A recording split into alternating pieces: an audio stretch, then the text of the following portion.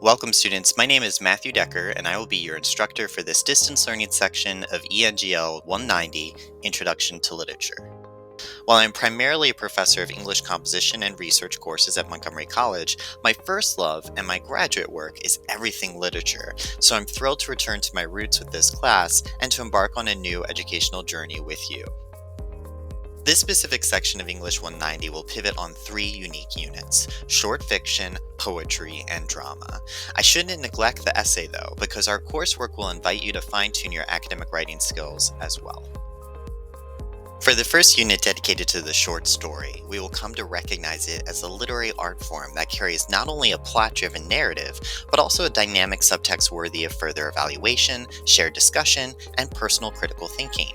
Most notably, short stories share a unique language, often termed the elements of fiction, that helps readers to unpack their individual meanings. Close reading plot, character, setting, point of view, style, and theme in the assigned short stories will help our class establish a rewarding strategy for opening a text and closing it with a profound sense of an author's artistic talent, underlying motivations, contribution to public discourse, and more.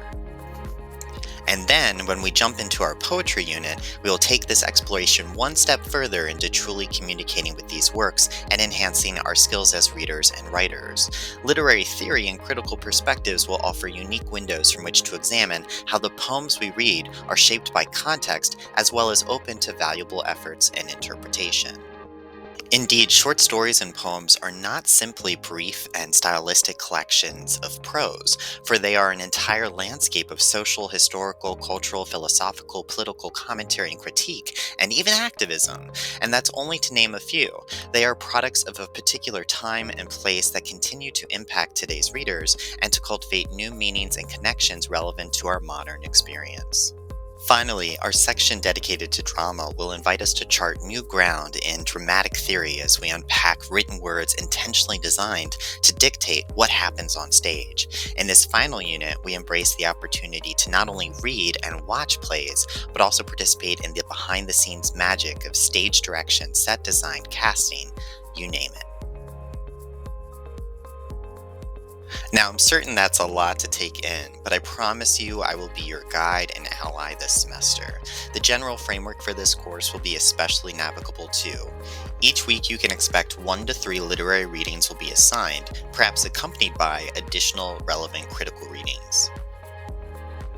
Reading quizzes will ensure all students are keeping up with the coursework and ready to share their responses to and interpretations of the text. And while we're on the subject of reading, I feel it's important to share that this course is founded upon that skill. You'll be reading nearly every day of this semester for this course, which is not limited to assigned work, but also includes each of your peers' posts. And since this class is online, this work and your participation will be different from a face-to-face class. For the most part, you'll be able to set your own participation schedule on a week-to-week basis. However, you should plan on spending an average of 6 to 9 hours per week on this course to complete your responsibilities.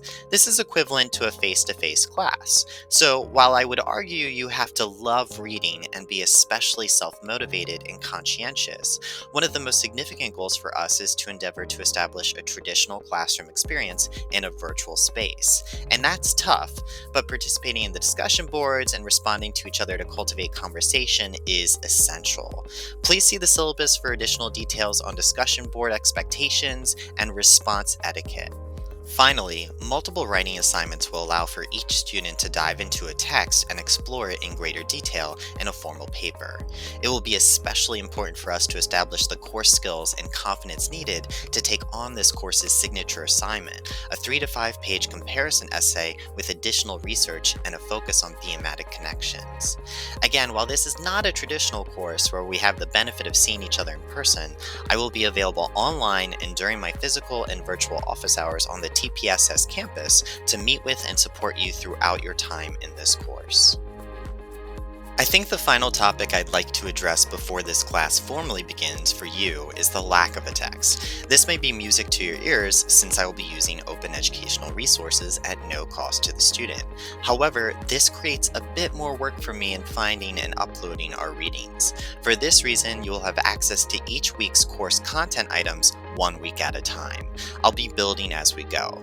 In Unit 1, you can expect a powerful collection of works written by a diverse set of authors, so you won't feel like you are reading the same type of story from the same type of person or voice. And this is a theme and approach shared in the poetry and drama units to follow. Finally, since much of our learning experience this semester pivots on the elements of fiction as well as literary theory, which can be challenging topics to unfurl without concrete guidance, MC database articles will do a wonderful job of introducing, defining, and illustrating all. I think you will find our rich smattering of OERs function as a helpful teaching assistant. So that's a brief overview of this section of English 190, Introduction to College Writing. I welcome you to the class, and I encourage you to continue on to review the syllabus and other Start Here module documents next. Have a wonderful semester.